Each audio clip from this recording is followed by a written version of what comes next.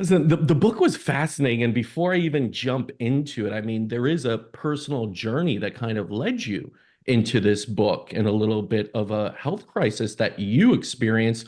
Can we start there, even before you started the book, what your journey was to get to here? Yeah, and I'll give a little bit of my background because I think that's important too. I'm Please. a Korean American. I did spend 16 years in Hong Kong, but I'm still splitting my time with my family between Hong Kong and New York. And originally, I was born and raised in Brooklyn, so I very much represent East and West worlds, which lent a lot of perspective in writing the book. I'm also a social impact entrepreneur. I'm a Harvard Business School graduate, and I trained in functional foods and on holistic preventative care, which extends into healthy aging and mother-baby care. I'm a mother of two children. But I also, like you, Casper, I grew up in a world of East-West medicine. My father is a US-based doctor trained at a top medical school in Korea. Something like 0.8% acceptance rate. So I very much take a cue in the way he practices medicine, and I was exposed to a lot of that when I was growing up. So, exposed to the practical and holistic applications of medicine, which are actually deeply embedded within Korean culture, using whole foods and holistic measures to recover from surgeries, from colds and pregnancies and injuries. So this is very much, normalized in our culture, but I didn't really think about it until I started my own journey. And then later I married into a traditional Chinese family that really embodied these nourishing traditions passed down generationally. So I kind of took all of that, as I was living in Hong Kong. And at the time that I started my journey before the book, I actually didn't intend to write a book.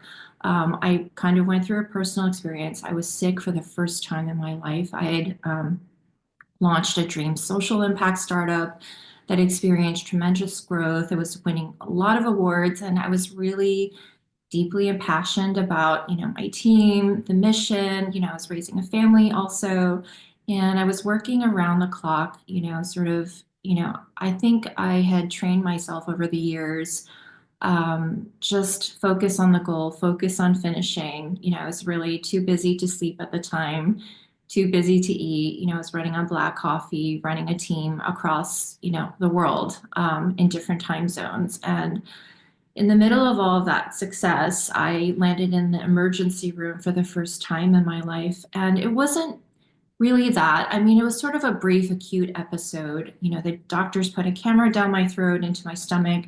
They did discover that there was very little of my gut lining that remained healthy. But I think that the major impact was that when I returned home from the hospital, I suddenly became ill all of the time. And, this is coming from a person who really had a cold. I was really, I sort of prided myself on my strength and my vitality. And I just kept pushing through, a lot of the aches and pains that I normally would experience, when I needed to work. And, seeing that my gut lining was so compromised, I just kind of realized that this health problem had been brewing underneath the surface for a really long time. It was sort of like, if you picture an iceberg, I was sort of the picture of health on the outside, the tip that was exposed above the surface, but, beneath, hidden, the roots of my foundations had all fallen away. And, by the time I landed in the hospital, my body was sort of screaming that I needed to do something to make it better. So a few things happened simultaneously. I came from the hospital. My husband started cooking me things that he had learned from his grandmothers, from grandparents actually, and his parents, healing recovery foods that were, very, I would say, basic and classic in his culture. They're things that people really understand and really they participate in the Asian culture, especially if you go into Asia. And it started reminding me about a lot of the things that my own family had done for me when I was ill, especially my father, who liked to cook a very specific chicken soup for me. I think every culture has their, their chicken soup, but this one was, sort of special the way he, cooked the broth, and I can explain that later. But it started helping me to go down the path of connecting the dots of the wisdom that I had grown up with. And then I started realizing, wow, I actually live on a continent that breeds another way of life that's sort of, presenting me with another narrative of what older age might be. So, for example, as I was, ill and started recovering, I was walking around Hong Kong and realizing just the average person well over 50, wrinkle free, a lot of energy and doing things, activities that we reserve for the young, like going into the public park and doing chin ups, and just really a lot stronger than I was. Or, they'll go exercise with a huge sword or go, dive into the deep ocean, go hiking. And it just reminded me that, I was in a place and time where I could actually go and ask people. So I just started casually interviewing people, asking them, what do you do to stay well? And as I was going down the rabbit hole, it just led to, things that I wanted to explore on my own. So I started realizing that, Asia is a longevity hub. And then I went through China, through Japan, through Korea, all of the different Asian countries and started, developing my own personal perspective of what, the patterns I was seeing were. And then I also trained, in a formal way to take a look at nutrition and preventative care measures. So it ended up landing into a book because I started realizing that a lot of this wisdom was fading away in our modern world. I think, in modern medicine, sometimes we choose one or the other, which is, there's a cohort, that goes straight to the pill.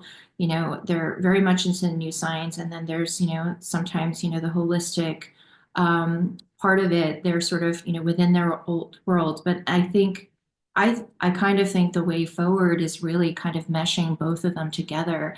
It's, embracing the new science, but also preserving the wisdom. So I really, with this book, I wanted to preserve the wisdom, as we move forward with science.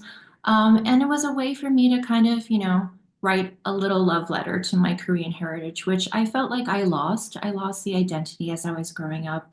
My family worked so hard to assimilate into the American culture, working very hard to, conquer the English language. Even my grandparents were teaching English, in the senior citizens' homes. And so they did a really good job of assimilating into American culture. But I think along the way, I just sort of, forgot about my own heritage. And so even, in writing the book, I started using my middle name, Jungmin, which I hadn't when I was growing up. So it was just a lot of different things that I wanted to achieve in the book. And then, as always with all of my work, it's very important for me to be part of the social impact fabric of the world, anything that I do. So there is actually a social impact mission behind the book. Um, the World Health Organization actually estimates that 70% of chronic illnesses can be preventable with lifestyle changes. And I think that's incredible. I think that's something that we can actually all work on, very easily. I feel like that's sort of the radical transformation. I thought that it used to be really hard, that it was very overwhelming. And the other thing too is that, when we preserve the old wisdom, we can actually be a lot more environmentally friendly in so many ways, stemming food waste and also, being more plant diverse. We have over 300,000 edible plants in the world that we can benefit from. But Americans tend to focus on three major crops: wheat, rice, corn, and as a result, we're actually depleting our soil. These plants are becoming extinct, and so I think there's a lot of things we can do as individuals to make a change for the better. And so the book was born. Yeah, no, it really, really resonated with me on multiple levels. Even that fact, I am a first generation born here, son of immigrants that came from Poland. And that too, I remember that they wanted to assimilate and have me be a mayor. I was born in New York myself, on the Upper East Side, Lenox Hill Hospital, and I remember that there was this challenge of how do I, continue my culture. I was sent to Polish school, but still wanted to, embrace Americanization. And it's very difficult to have that balance and carry. But what I found is that through my parents preserving, allowing me to be Americanized, but preserving still the identity that I had, the connection, I could lean back on it. I find a lot of people can't lean back because they don't even know, what it may be that is back in their culture. And to Hmm. be able to go there to live so long, 16 years in that culture and take that, I found that was kind of like your healing process was actually reconnecting, right? We all say reconnect with nature, but I also say reconnect with your heritage, your history, right? And that's so important. That's what came out of the book.